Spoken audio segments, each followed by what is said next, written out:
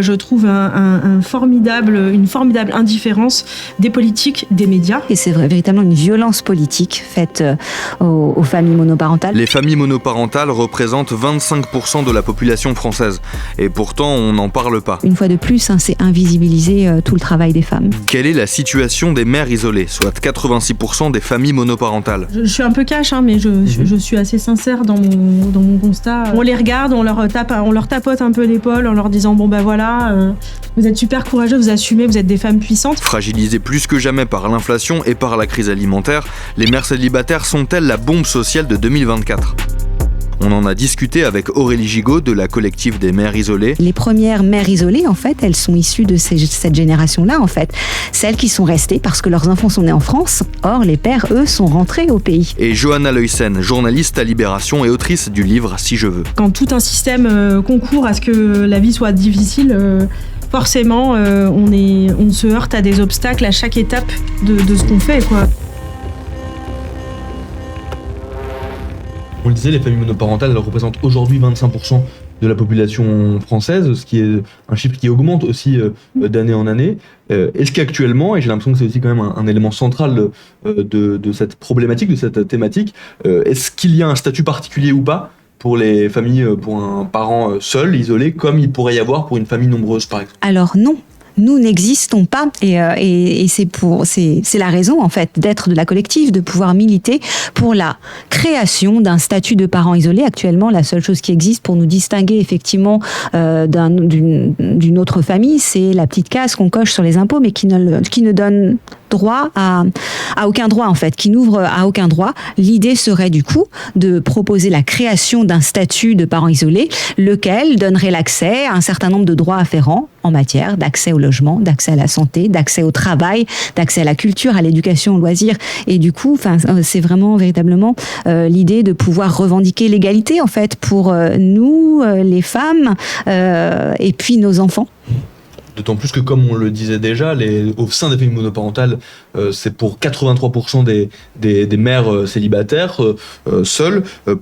Comment en fait on explique qu'il y ait autant de mamans seules et aussi peu de papas seuls ? Je crois que c'est gravé dans l'ADN de notre société patriarcale. Nous, d'ailleurs, notre travail ne compte pas. Lorsque, par exemple, Gabriel Attal, et je vais faire ma première petite incursion sur l'actualité, mais lorsque Gabriel Attal remet en cause donc le RSA et impose 15 heures d'activité, notamment, c'est ne pas prendre en compte d'abord, d'une part, que les femmes fournissent en moyenne 35 heures de travail hebdomadaire à la maison et qui ne rentre pas en compte dans le calcul du PIB, qui ne rentre pas en compte donc dans le calcul des retraites qui font tourner l'économie française. C'est ne pas non plus prendre en compte qu'une maman isolée donc qui a été contrainte à marche forcée donc d'abandonner sa carrière, qui a été contrainte de choisir un temps partiel qu'elle subit. On parle de temps partiel subi, dans 42% des cas, ce sont des femmes qui sont en temps partiel subi. Dans 20% des cas, ce sont des mamans qui sont en CDD parce qu'elles n'ont pas d'autre choix et que du coup, effectivement, parfois on aboutit à l'idée que ça coûte moins cher d'être au RSA plutôt que de payer des modes de garde, puisqu'actuellement le complément de mode de garde s'arrête aux 6 ans de l'enfant. Or, c'est du bon sens commun. Vous en dites toutes qu'à 6 ans, votre enfant n'est pas apte à se garder seul et que du coup, nombre de mamans sont dans l'impossibilité de travailler et elles seront pareillement dans l'impossibilité de fournir ces 15 heures d'activité. Ce sera véritablement une impasse. Et quand en plus on dit que l'allocation de, je sais plus comment elle s'appelle, l'allocation de solidarité, de soutien familial, non, l'allocation de soutien spécifique, sera du coup ne rentrera plus en compte dans le calcul de la retraite, puisque l'idée c'est de mettre tout le monde en activité. Je pourrais reprendre les propos de notre cher ministre. Je vais le retrouver très vite dans mes petites notes. Il y a beaucoup de notes, ceci dit. Absolument. Mais sur les hommes, il s'agit de combattre les trappes à inactivité. Voilà, c'est occulter le fait qu'une femme de fait est déjà suractive, que la charge de travail est double, et donc une fois de plus, c'est invisibiliser tout le travail des femmes. Joanna, tu voulais rajouter quelque chose? Non, je voulais rajouter sur pourquoi il y a si peu d'hommes et de familles monoparentales avec des hommes à leur tête. C'est que, les hommes ne s'occupent très peu des enfants. En fait, ils ne demandent pas la garde. Dans les situations de conflit, si un couple se sépare, l'homme disparaît de la circulation. Donc en fait c'est ça. Parce que du coup, quand on dit mère célibataire, on ne compte pas techniquement. Normalement, on ne devrait pas compter les familles où il y a une séparation et une garde principale qui échoue à la mère. Enfin, si on était vraiment très très pointilleux, on dirait non. S'il y a quand même encore un père dans le paysage, en vrai, tu n'es pas vraiment mère célibataire puisque tu n'es pas à 100%.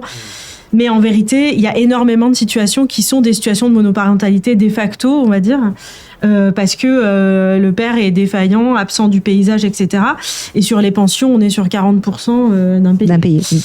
Donc, on voit bien que s'il y a assez peu de pères solos, c'est que il y a un petit problème avec les hommes et la parentalité au départ. Et ça, c'est un problème qui dépasse finalement la question des familles monoparentales. Et pour autant, ces pères, d'un point de vue de la justice, ont tous les droits. On parle de droit de visite et d'hébergement. On ne parle pas de devoir de visite et d'hébergement.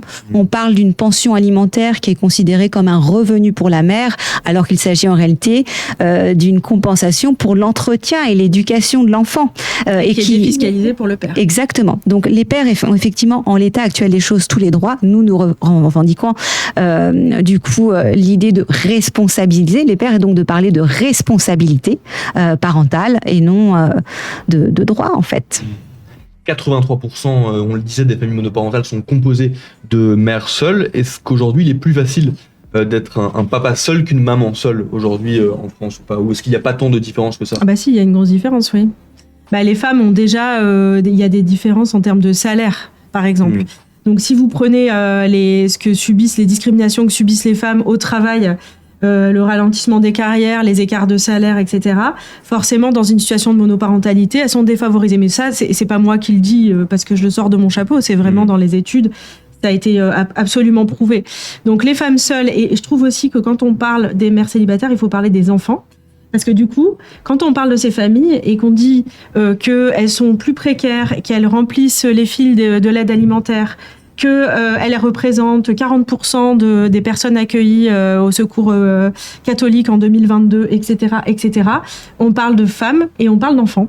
En fait, on parle d'enfants en France qui vivent sous le seuil de pauvreté, qui sont dans des logements indignes, insalubres, qui sont dans des logements surpeuplés, qui n'ont pas les bonnes conditions en termes d'accès à la santé, etc. Enfin, toutes ces choses-là. C'est 40,5% de ces enfants qui vivent en dessous du seuil de pauvreté. On ne parle même pas du revenu minimum décent, là. Joanna, elle parle du seuil de pauvreté. Et c'est entendre que c'est là qu'on dit qu'on construit la France précaire de demain. Et ce qui se voit aussi d'ailleurs dans les chiffres aussi, même à l'école, dans ce qui est du redoublement. Je voyais que 25% des enfants élevés dans une famille monoparentale ont redoublé dans leur scolarité contre 14% des enfants élevés avec leurs deux parents. Donc il y a aussi des difficultés scolaires. Il y a un cumul de difficultés, ce qui est normal puisque quand tout un système concourt à ce que la vie soit difficile, forcément on se heurte à des obstacles à chaque étape de ce qu'on fait, quoi. Et cette précarité va exponentielle parce que si on parlait en 2016, c'était une étude de la DRIS, donc diligentée par le ministère de la Santé et des Solidarités, on parlait de 35% de familles monoparentales pauvres. Aujourd'hui, on est à 55%. Donc l'inflation aggravant les choses, effectivement, on est dans des problématiques en fait exponentielles. D'ailleurs aussi dans nos discussions, une chose qui est importante, ce sont aussi finalement les mots qui sont employés. Ce n'est pas un hasard non plus, j'imagine, si la collective s'appelle collective des mères isolées. Pourquoi ce terme isolé ? Oui, isolé, c'est ce que je disais en tout début d'émission, et on en a discuté aussi avec Joanna. Isolé parce que minorisé, invisibilisé, précarisé. Je crois que une des victoires de la collective, en tout cas, a été de pouvoir ensemble, collectivement, faire porter notre voix et visibiliser, en tout cas, les situations de toutes ces femmes. En 2022, nous sommes rentrés en course au présidentiel, véritablement pour porter une parole politique avec un programme en 22 mesures. Et puis, en 2024, donc, voilà, on arrive à l'Assemblée nationale avec une proposition de loi. Le député Philippe Brun réunit une coalition transpartisane autour de ces questions qui vont effectivement transpartisanes parce que l'idée est que ces questions dépassent les clivages politiques en fait et les paroisses des uns et des autres. Et donc il y a vraiment l'idée que il faut politiser en fait la parole des mères isolées et leurs enfants de manière à pouvoir militer pour les droits de nos enfants. Oui, parce qu'aujourd'hui, cette parole, elle est quand même très peu audible. D'une part, parce que une mère célibataire, elle a le temps de rien, déjà. Donc, c'est très compliqué de s'organiser. Mais par ailleurs, je trouve une formidable indifférence des politiques, des médias. C'est-à-dire que les médias s'intéressent absolument pas à ce sujet.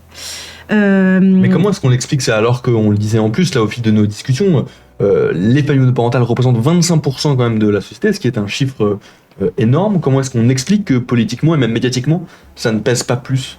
Il y a un véritable vide politique et c'est véritablement une violence politique faite aux familles monoparentales parce que depuis 2010, en fait, on chiffre ces 20%.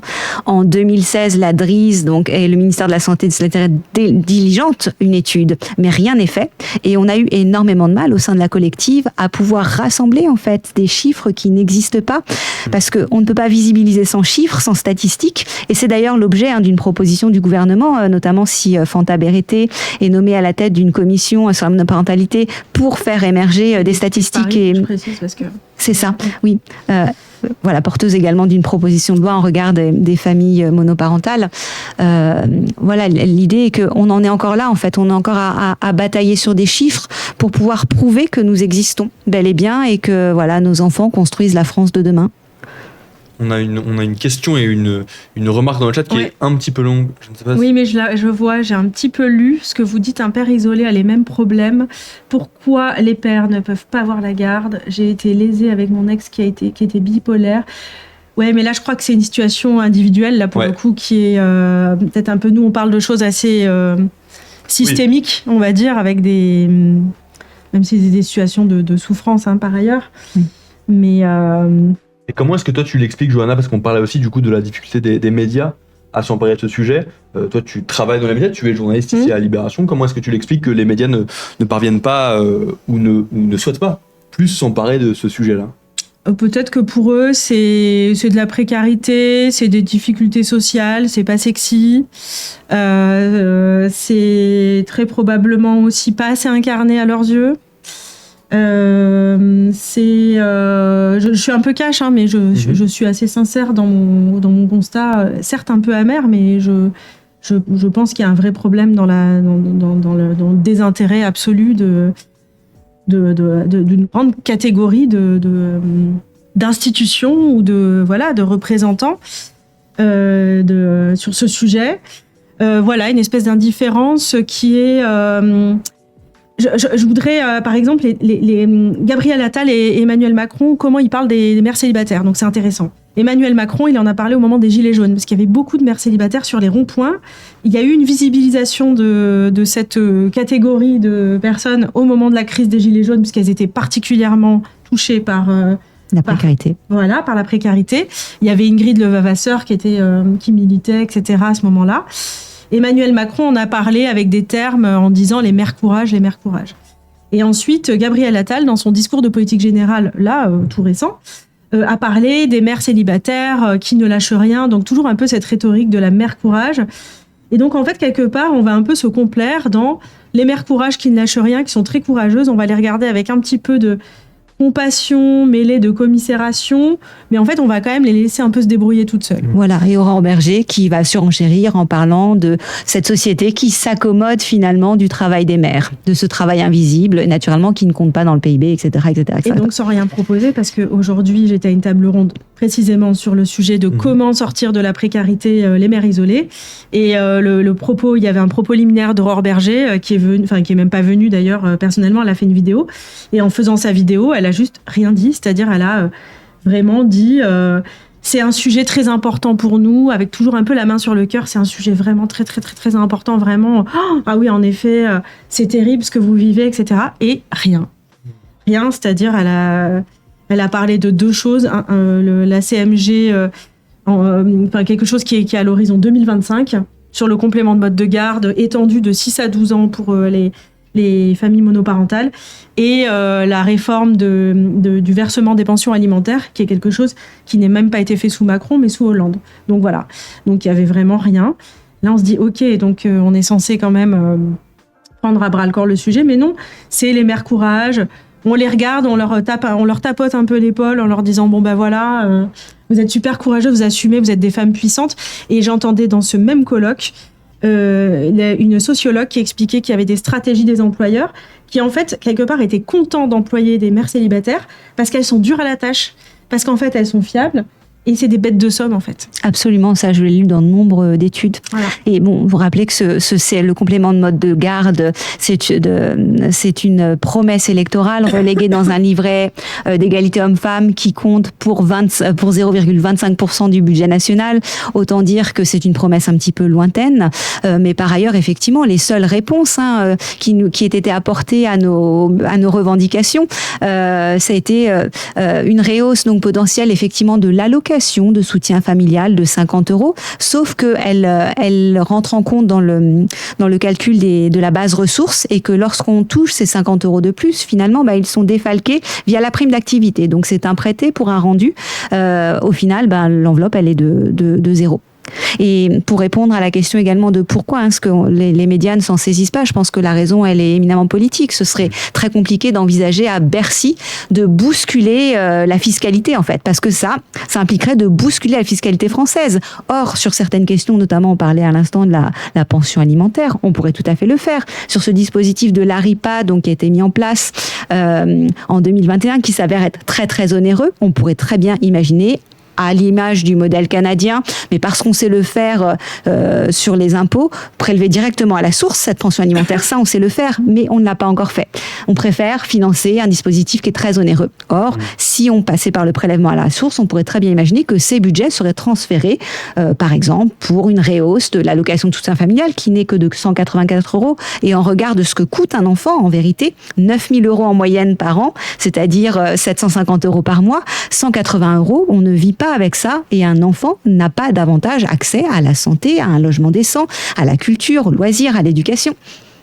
On note évidemment toutes vos remarques. Il y a plein de choses passionnantes là dans les remarques. Ouais, dans le chat. Ouais. Est-ce que tu en as vu, Johanna, en particulier ? Ouais, j'en ai vu plein. Si tu remontes, j'ai vu sur les défaillantes pendant les dernières émeutes. Ça, c'est très intéressant parce que ça a été une petite musique qu'on a entendue à partir des émeutes qui ont suivi la mort de Nahel Merzouk. Il y a eu cette petite musique entretenue par ailleurs aussi par Aurore Berger, qui était sur effectivement le côté, il y avait un rapport du ministère de la Justice qui disait 50% de quelque chose comme 50% des émeutiers sont issus de familles monoparentales, et donc il y avait vraiment vraiment cette musique un peu stigmatisante, et puis avec vraiment des promesses quand même de travaux d'intérêt généraux pour les parents défaillants, etc. Avec cette rhétorique des parents défaillants, alors qu'on était face à, évidemment, des familles dépassées. Ça a été un peu rectifié par Gabriel Attal dans son discours de politique générale, puisqu'à un moment donné, il a évoqué la question en disant, bien sûr, parce qu'il a compris qu'il y a eu des critiques là-dessus, en disant, c'est très bien, vous allez stigmatiser encore davantage des personnes qui cumulent des difficultés. Il a dit non, finalement, on va pas faire ça, mais dans son discours de politique générale, il propose du coup de mettre les travaux d'intérêt éducatif. Les travaux pour d'intérêt les enfants de 16 ans, éducatif. pour les enfants sur la mauvaise pente, dit-il. Et des places en internat. C'est ça. Et il propose de mettre en internat.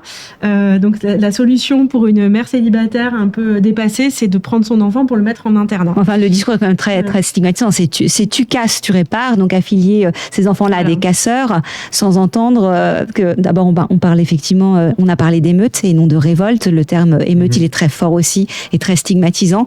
C'est ne pas entendre. Et en plus que du coup, là, il y a toute une question qui touche à l'histoire de ces territoires, de Seine-Saint-Denis notamment, et c'est ne pas entendre cette colère, en fait, qui est ancrée dans l'histoire du territoire. Quand on parle de 1963, de la création de ce territoire, où on ne pense pas, en fait, l'avenir de ces familles, mais on pense la relance c'est 64, la création du territoire 9-3, qui a été labellisé 9-3 parce qu'ancien département de Constantine, en fait, en Algérie, et on fait venir pour reconstruire la France, pour relancer l'économie automobile, etc. C'est donc les pieds noirs algériens notamment, et toute une main-d'œuvre immigrée. Et on ne pense pas, en fait, que cette main-d'œuvre immigrée, elle va donner lieu à des familles, et les les premières mères isolées, en fait, elles sont issues de cette génération-là, en fait. Celles qui sont restées parce que leurs enfants sont nés en France. Or, les pères, eux, sont rentrés au pays.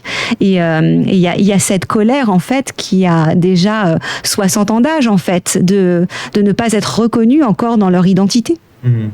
On parle de cette responsabilité qui est mise sur les mères isolées, un petit peu abandonnées aussi à leur sort, alors que les solutions semblent peut-être potentiellement exister. C'est aussi le travail que vous portez, vous, avec la collective des mères isolées.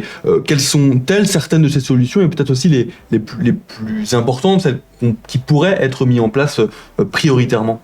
Eh ben, en tout cas, 5 priorités qui vont toucher au logement dans un premier temps, parce que 29% des familles monoparentales sont en situation de mal logement. En Seine-Saint-Denis, puisque je viens de Saint-Denis, ça représente une famille sur 3 qui est en situation de mal logement. On sait que les hébergements d'urgence sont saturés, que l'État n'est pas en mesure de répondre à ces questions de logement, même si on voit bien que Gabriel Attal semble vouloir faire quelques propositions dans ce sens. Donc, des propositions parce que le budget logement, c'est le budget clé, en fait. C'est celui qui va soutenir tout le reste. Et en plus, l'inflation allant, en fait, c'est un budget exponentiel. On voit bien qu'il y a une hausse du coût de l'énergie à plus de 40% qui va peser sur le budget logement, une hausse du coût des assurances à plus 17% qui va peser sur ce coût, une hausse des charges d'immeuble quand on a la chance d'être propriétaire de son logement, ce qui est très, très rarement le cas, en fait, pour les familles monoparentales, puisque dans seulement 12% des cas, elles sont propriétaires de leur logement, contre 48% des cas pour des familles en couple, en fait. Donc le poste prioritaire logement coûte très très cher pour une famille monoparentale. C'est le poste prioritaire. Bien sûr que il faut faire des propositions dans le sens de permettre l'emploi des mères isolées, donc la prolongation du complément de mode de garde aux 12 ans de l'enfant doit être une mesure prioritaire, parce qu'elle doit permettre aux mamans de travailler et de ne plus subir ces abandons de carrière à marche forcée, ces CDD, ces temps partiels subis qui vont de toute façon impacter au long terme, en fait, et on est mère isolée toute sa vie parce que ça impactera les retraites, que le 5% de bonus du gouvernement ne viendra pas compenser, en fait, la décote, que de toute façon les mères isolées auront des retraites précaires et qu'elles transmettront cette précarité en héritage à leurs enfants. Elles ne seront pas en mesure de leur transmettre un logement, un héritage. Ça touche aussi aux questions de la santé. Parce qu'il y a une grande différence entre les régimes de santé publics et individuels. Et lorsqu'on est sous un régime de santé individuel, en fait, simplement dans 2% des cas, les enfants sont pris en charge par la mutuelle. Or, je pense à des frais d'orthodontie, puisque tous les enfants passent par là, ça coûte très très très très cher, et c'est donc dans 2% des cas, pas du tout pris en charge, et dans les cas où on est couvert par une mutuelle, très très peu remboursé. Donc sur les questions d'accès à la santé aussi, il y a énormément de questions qui sont prioritaires.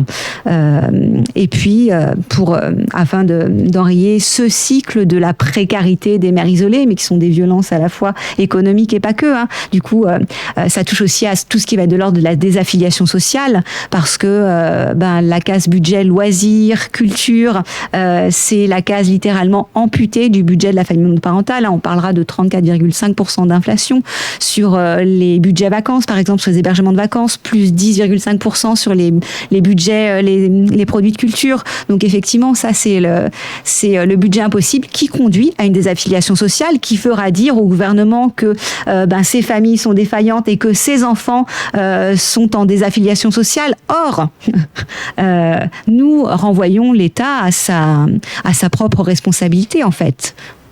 J'en profite pour prendre aussi un mot dans le chat, la santé, j'ai perdu mon emploi, et là sur complémentaire, où j'avais ce soutien que nous avons besoin quand même, comme quand nous sommes malades. Charge mentale multipliée par 1000 aussi, nous dit moi pour Kiss dans le chat. Et d'ailleurs aussi je pense que c'est sur la question des logements. J'ai entendu certaines de tes réponses aussi à toi, Johanna, sur France Culture, je pense, où tu disais quand même que certaines choses existaient déjà. C'était en Ariel, je pense, que tu disais que certaines choses existaient déjà pour les familles monoparentales en termes de logement. Oui, j'ai expliqué qu'il y avait des petites choses, mais c'est pas une politique de logement pour les familles monoparentales, puisqu'elles sont pas prioritaires dans l'obtention des logements sociaux. Par ailleurs, le parc social en France va très mal. Le problème, c'est que dès que vous avez des services publics, que ce soit la santé, l'éducation, le logement, etc. Enfin, si vous avez du service public qui se délite, ce qui est le cas aujourd'hui, les premières qui seront touchées, qui seront heurtées de plein fouet et pulvérisées par cette casse sociale, ce sera les familles monoparentales et les femmes et les mères célibataires et leurs enfants. Donc oui, il y a des petites choses de type, on peut envisager des choses de type un peu de colocation. Il y a aussi une start-up là qui fait qui a ouvert à Poissy des appartements pour des familles monoparentales avec c'est une sorte de résidence pour familles monoparentales. Mais ça concerne que très peu de gens parce que c'est des loyers quand même très chers. Mais je sais aussi que dans le cadre de la proposition de loi transpartisane, il y aura des réflexions autour de logements et de choses dans le code de la construction qu'on peut peut-être modifier aussi pour permettre un accès plus facile, parce qu'effectivement, comme le dit Aurélie, c'est un poste clé, évidemment, c'est souvent la moitié du budget d'une famille monoparentale, le logement, et dans des conditions précaires. Combien de mères célibataires dorment dans le salon, quoi. C'est ça. Quand on parle de mal logement, effectivement. Quand on parle de mal logement, c'est ça, quoi. On dort dans le salon, en fait, tout le temps. Et il y a pas et on passe quand même 50% de notre salaire dans un appartement. Donc voilà, c'est ça, et parfois insalubre, dont on ne peut pas partir et dont on a peur de la hausse du loyer, sans protection dans le parc social qui est complètement bouché. Enfin, à Paris, vous pouvez attendre 5 ans pour un logement social. Oui. Et vous n'êtes absolument pas prioritaire. Tant qu'on n'est pas priorisé, on demande effectivement qu'il y ait une harmonisation déjà nationale sur les pratiques, parce que d'une localité à l'autre, effectivement, ça peut changer, mais c'est 37% des mères isolées qui sont dans un logement social. Et on demande aussi qu'elles puissent bénéficier de prêts à taux zéro majorés, de manière à pouvoir accéder à la propriété, en fait. On viendra aussi un peu après sur la proposition de loi transpartisane qui pourrait du coup changer et améliorer certaines choses. Mais avant d'y venir, est-ce que l'on peut dire ou pas qu'aujourd'hui, en France, les mères isolées n'ont jamais été aussi vulnérables ou pas ? Je le pense, oui. Enfin, toutes les études le disent. Le choc inflationniste les touche plus. Elles remplissent les fils du secours populaire, des restos du cœur, etc. encore plus qu'avant. Elles sont plus nombreuses. Il y a une crise du logement. Il y a une crise alimentaire, enfin en tout cas sur le prix des denrées alimentaires, etc. Et elles sont les premières à restreindre leurs habitudes de consommation, à se priver, etc. Elles se privent de tout ce qui santé, culture, accès aux soins, etc. Culture, y compris dans l'alimentaire. Y compris dans 29% des cas, elles sont en situation de privation alimentaire sur au moins 5 catégories d'aliments sur 13. C'est énorme, en fait. Ça. Donc oui, elles sont plus vulnérables parce que la situation est grave, la crise est là, et sans quelque chose d'urgence qui soit un peu plus que la CMG de 6 à 12 ans en 2025. Alors que c'est l'urgence d'aujourd'hui, en fait. C'est pas l'urgence d'aujourd'hui. Et de dire que la RIPA, effectivement, permet à la CAF de se substituer en cas de non-paiement de la pension alimentaire. Mais en vérité, tout ça, c'est pas grand-chose face aux difficultés qu'elle rencontre. Moi, je trouve que là, il y a vraiment. C'est pour ça que quelque part dans ce dossier, on l'appelle là encore un peu entre nous, le dossier de libération qu'on prépare, la bombe sociale, parce que je pense que sur 25% des familles en France qui sont dans une telle situation de pauvreté, de précarité, de vulnérabilité, oui, là, je pense que l'heure est très grave. Enfin, vraiment. Et il faut se dire que 25%, c'est un enfant sur 4 en vrai. Ouais. À l'échelle d'une classe, c'est un enfant sur 4. La vie de mère isolée est encore plus compliquée peut-être en milieu rural qu'en milieu urbain ? Elle est compliquée différemment parce qu'un des plus gros déserts médicaux en France, c'est la Seine-Saint-Denis, donc qui est très urbanisé. Toi tu sais parce que tu es à Saint-Denis. Je le vis. C'est compliqué d'avoir des médecins. J'y ai habité aussi. Donc je pense que chaque chose a ses spécificités, mais je trouve ça intéressant aussi de dire, parce que du coup, comme tu le disais pendant la petite coupure, mais du coup, il faut une voiture, par exemple. Donc on est là, on revient sur la problématique des gilets jaunes dont on parlait tout à l'heure, mais du coup, on est dépendant de la voiture, on est dépendant du prix de l'essence, on est dépendant de toutes ces choses. Les mamans isolées n'ont pas les moyens d'avoir une voiture, n'ont pas les moyens de financer l'inflation sur l'essence à plus 17,7%. Enfin, c'est un coût qu'elles ne peuvent pas absorber. Et juste avant, dans le chat, on rebondissait aussi un petit peu sur ce qu'on disait avant, sur le fait que l'État était plutôt absent pour l'instant de cette problématique et laissait les choses être réglées ou en tout cas être reprises par des initiatives locales. Moi, pour pour Kids, pardon si je prononce mal ton pseudo, qui me dit c'est à l'État de combler les manques de leurs enfants et non les projets hybrides de logement, quoique innovants. Les Restos du Cœur et les soupes populaires ne sont pas une solution non plus, ce n'est que nourrir les failles du système. Exactement. En l'état actuel, ce sont les solidarités sociales, associatives, qui prennent le relais d'un État-providence qui n'est plus en France. Et donc je disais aussi juste avant les chiffres, en tout cas certains chiffres, donc avec notamment 40,5% des enfants de familles monoparentales qui grandissent sous le seuil de pauvreté. Est-ce que ce chiffre-là, il grandit aussi ces dernières années? Comment est-ce qu'il évolue, ce chiffre-là, sur les enfants? On sait que la précarité va croissante parce que l'inflation va croissante et pas simplement en fait depuis la crise Covid, parce que si on regarde la dernière étude de l'IRES de 2022, en fait, elle chiffre l'évolution de l'inflation depuis 2014. En fait, elle se base sur une étude de l'ONPES qui avait été diligentée par le ministère de la Santé et de la Solidarité en 2014. Et elle calcule du coup sur toute la période, donc jusqu'en 2022, une inflation constante. Donc effectivement, on a pu parler de 6% d'inflation et en vérité, on était plutôt à 11% d'inflation que 6% annoncé dans les médias. On est bien au-delà. On le voit sur les budgets logements de vacances, 34%, sur la hausse du coût de l'énergie, plus 40%. Enfin voilà, on explose en fait ces 6% annoncés par le gouvernement. Donc évidemment, pour les mamans isolées, c'est le budget de l'impossible. D'autant plus que là, je parlais du seuil de pauvreté, mais il y a autre chose que je trouvais aussi intéressant en lisant une de tes interviews, Aurélie, c'est sur le revenu minimum décent. Oui. Par exemple, ce qui était ton cas, je pense, lorsqu'on est une famille monoparentale avec 2 enfants, le revenu minimum décent est estimé à 3 € net par mois, ce qui est très compliqué, en tout cas ce qui n'est pas donné à tout le monde d'avoir ce revenu-là. On a effectivement parlé des mères isolées précaires, parce que dans 55% des cas, ces familles monoparentales sont pauvres, mais pour celles qui incarnent ces fameuses classes moyennes qui, dixit Gabriel Attal, ne demandent pas la lune, elles sont en situation de déclassement social. C'est le cas quand on est fonctionnaire de la fonction publique, enseignante depuis 20 ans, et que effectivement, le revenu minimum décent pour une famille monoparentale avec 2 enfants est situé à 3 € par mois. Ça suppose que nombre de mamans subissent aussi un déclassement social et c'est une violence économique qui nous est faite. Et je voulais ajouter quelque chose sur les chiffres sur la pauvreté. Il y a aussi des études, et notamment une qui est sortie récemment, pour dire que cette pauvreté est sous-estimée par ailleurs.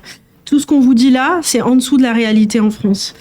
C'est important de le rappeler parce qu'en vérité, dans les modes de calcul, ça a été très très bien détaillé tout à fait récemment. Dans les modes de calcul, en fait, les modes de calcul ne sont pas adaptés au mode de vie des familles monoparentales. Et donc du coup, quand on dit tant de pourcents de familles, etc., en fait, on ne prend pas... En vérité, c'est pire pour les familles monoparentales. Mais sauf que comme le maître étalon de toutes ces études, c'est par exemple une famille nucléaire avec papa, maman, enfant. Et du coup, quand on dit 30% de je sais pas quoi sous le seuil de pauvreté, etc., ou qu'on calcule, tous ces calculs un peu complexes ne sont pas adaptés et donc ils sous-estiment la part de pauvreté. Et ça, pour le coup, ça a été vraiment acté, dit, écrit. Il faut changer les modes, mais c'est pas encore le cas. Donc, quand Aurélie disait qu'elle avait des difficultés à la collective pour avoir des chiffres, de fait, même quand on a des chiffres, ils sont en dessous de la réalité. Pourquoi est-ce que c'est aussi important? Parce qu'on a parlé un tout petit peu de la journée, en tout cas j'en ai parlé dans mon introduction, de la journée internationale des droits des femmes de vendredi, du 8 mars. Pourquoi est-ce que c'est important aussi pour vous de parler de la question des familles monoparentales et des mères isolées dans ce contexte-là autour de cette journée? Parce que c'est militer pour la reconnaissance des droits des mères et de leurs enfants, en fait. Pour moi, c'est un sujet féministe crucial, puisqu'on est à l'intersection d'énormément d'oppression, de discrimination, puisqu'on parle effectivement de femmes.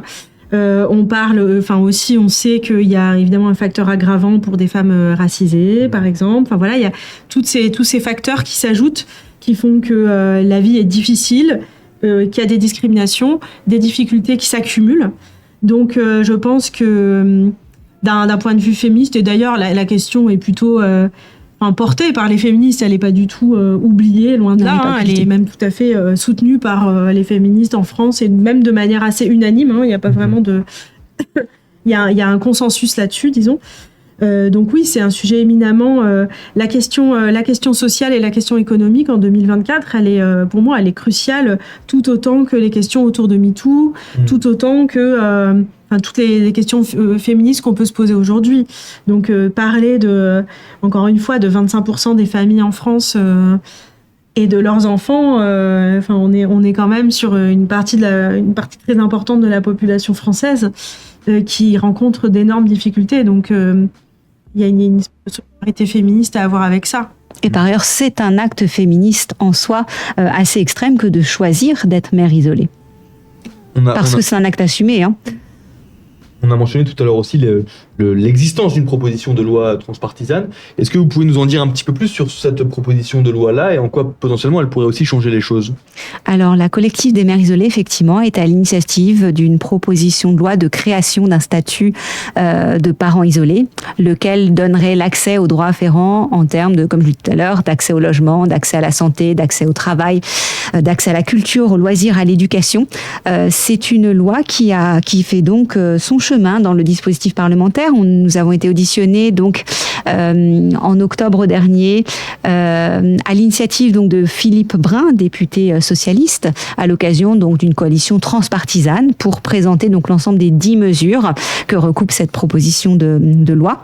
Nous avons été auditionnés également donc au Sénat en janvier dernier pour l'occasion de la mission Flash sur la monoparentalité. Il y a une nouvelle audition donc à l'initiative de Philippe Brun le 8 mars justement à l'Assemblée nationale pour pouvoir donc entendre les mères isolées et rassembler l'ensemble de leurs revendications. Alors nous, c'est un travail qu'on a fait de longue date à la collective. Ça a été vraiment d'ailleurs fondateur et ça a été le ciment de notre association que de partir de la diversité de nos témoignages pour pouvoir nous fédérer autour de cette proposition de loi et de ces revendications communes. Elle tient en 10 mesures, en fait. 10 mesures pour enrayer ce cycle des violences économiques, sociales et politiques faites aux mères isolées et à leurs enfants. Et véritablement, c'est une question d'égalité femmes, enfants, hommes.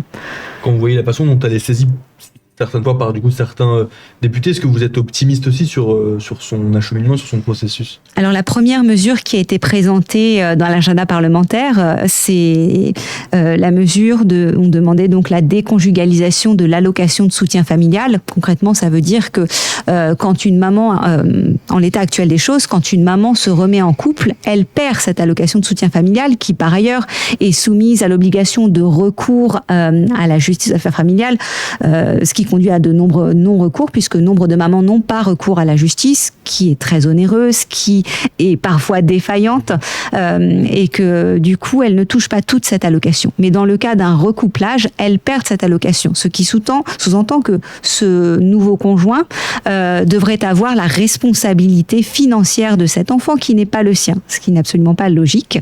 Nous demandons donc que cette allocation de soutien familial puisse être déconjugalisée, qu'elle ne soit plus soumise à un recours à la justice des affaires familiales et qu'elle soit aussi indexée à l'inflation. Johanna, comment est-ce que tu vois toi aussi les choses évoluer ? C'est aussi une façon dont j'aime bien parfois conclure les discussions dans nos émissions, c'est comment est-ce que tu verrais les choses évoluer dans ces prochains mois et prochaines années aussi sur cette question des familles monoparentales, sachant que l'on a compris aussi au fil de nos discussions que pour l'instant cette thématique était largement invisibilisée. Est-ce que pour autant tu es quand même confiante sur la façon dont elle pourrait être récupérée, dont elle pourrait être abordée, traitée, ou comment est-ce que tu vois les choses évoluer toi ? Oui, à la fois je déplore encore une indifférence absolue de beaucoup d'acteurs, notamment politiques. Mais dans le même temps, je ne peux pas m'empêcher de dire que, et ça c'est vraiment grâce aux militantes, parce que la collective des mères isolées, vous avez 4 ans maintenant de militantisme, mais aussi les femmes, les mères célibataires qui étaient sur les ronds-points des Gilets jaunes, et ça, qui ont participé au fait de montrer ces vies, etc. Et quelques médias, parce que je me souviens que La Croix avait fait une très belle une à l'époque, en 2019, sur le sujet. Donc voilà, il y a eu des initiatives, quand même, des choses qui ont permis une meilleure visibilité de ces familles. Et je pense aussi que Philippe Brun n'est pas le premier à s'intéresser au sujet, parce que Laurence Rossignol l'avait fait aussi. C'est la première sénatrice qu'on a rencontrée. Voilà, donc il y a eu des choses avant, etc. Là, c'est en train de se faire. J'espère que ça va arriver à terme, avec aussi toujours les mêmes, parce que du coup, il y avait aussi des députés de tout horizon. De tout bord. De tout bord, parce que c'est transpartisan, à l'exception du RN. Je précise quand même. C'est important. Mais je pense que du coup, oui, j'ai l'impression qu'il y a une meilleure visibilité du sujet malgré tout, qui est due, je pense, aussi à ce travail de fond, à ces petits coups de pioche répétés des militantes qui, au bout d'un moment, arrivent à faire exister quand même un sujet davantage. Je pense que c'est pas encore assez pour le moment, je trouve ça encore un peu faible, mais je trouve quand même qu'il y a quelque chose qui est quand même là. La preuve, c'est qu'on est là ce soir, par exemple. Enfin voilà, c'est que donc il y a des choses qui se font, des livres qui s'écrivent, des études. Là, j'ai vu qu'il y a un livre qui sortait au Cavalier Bleu sur des idées reçues justement d'une sociologue passionnante. Enfin voilà, il y a des publications, des choses qui se font, se disent, etc. Des figures qui émergent. Donc je pense que on n'est quand même pas du tout dans la même situation qu'il y a peut-être 20 ans, où c'était absolument une sorte d'impensé absolu, de tabou sans doute aussi.